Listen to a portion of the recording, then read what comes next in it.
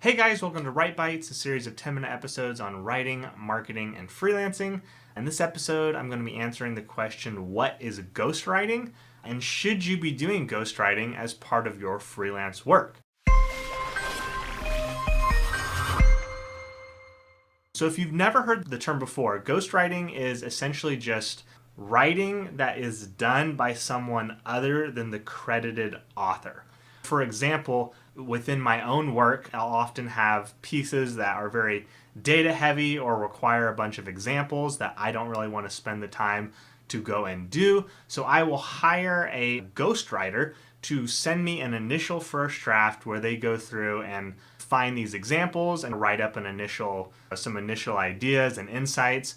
In this context, and this is how ghostwriting should be done, they are fully aware that they are being hired for a ghostwriting project that they will not be credited on.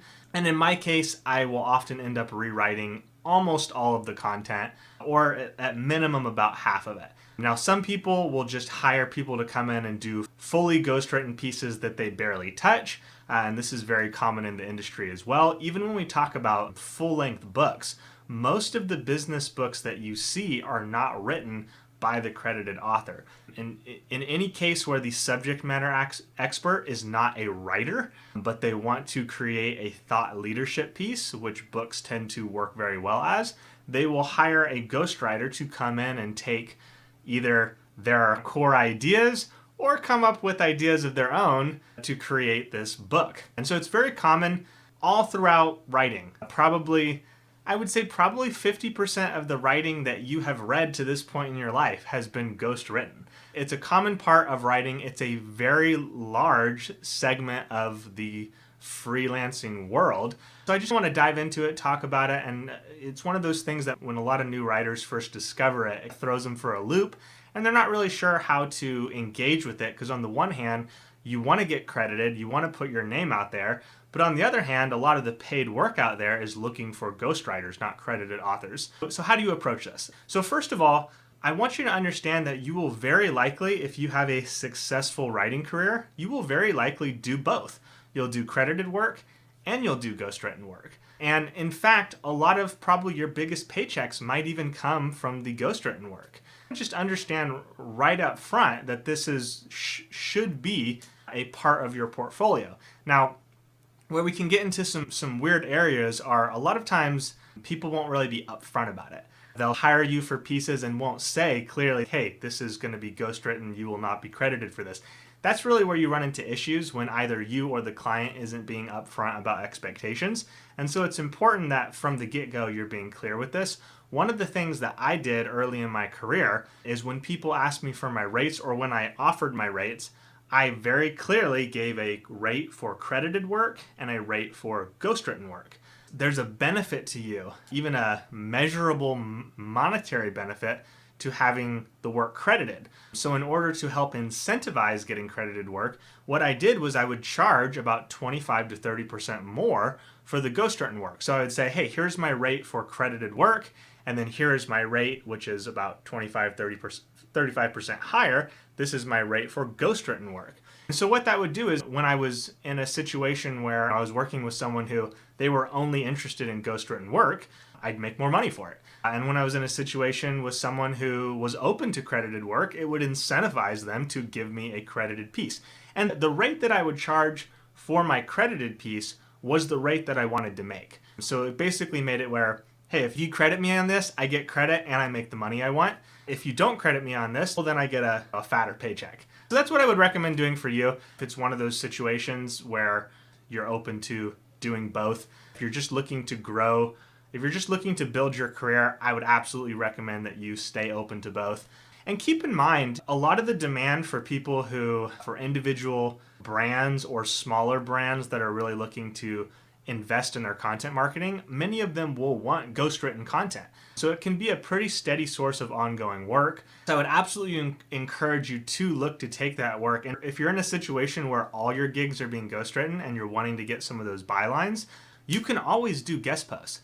You can always continue to expand your visibility by doing, in many cases, unpaid guest posts in order to get those bylines, in order to get those backlinks. And there's a ton of side benefits that come with guest posting that I've covered in many videos and content that I won't rehash here, but there's a lot of great reasons to go do that guest posting. I did it. Many of the most successful writers I know spent quite a while going out and doing a lot of unpaid guest posts to get their name around, establish that backlink profile, connect with other editors in the space. So it's a very beneficial thing to do. So if you're just finding that, hey, all the paid gigs that you're getting happen to be ghostwritten, then you can always look to supplement that with the guest posting.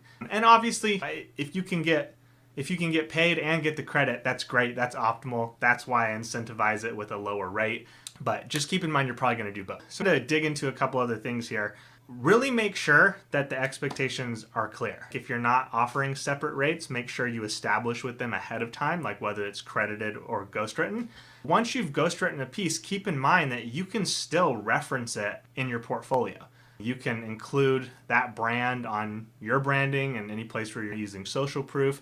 Occasionally, you might have clients who ask you not to disclose specific articles that are ghostwritten, and I think that's reasonable if they ask you for that. You don't necessarily have to assume that's what they want or ask them if it's okay. A lot of people are worried that, hey, if I disclose this is ghostwritten, I'm going to get a lot of flack from the client. But the reality is almost nobody that you're going to talk to and say, hey, I did the writing for this article, as an example, when you're trying to pitch them to do other articles, it's almost impossible statistically for that to be the same type of person who might be the target audience of that brand and would be upset for some reason if they found out some of their content was ghostwritten. Like, that scenario just doesn't really exist. Your audience is not that big. There's just no chance that you using this in one-to-one pitching and marketing efforts or referencing their brand on your brand bar or whatever, there's no chance that's going to harm their brand.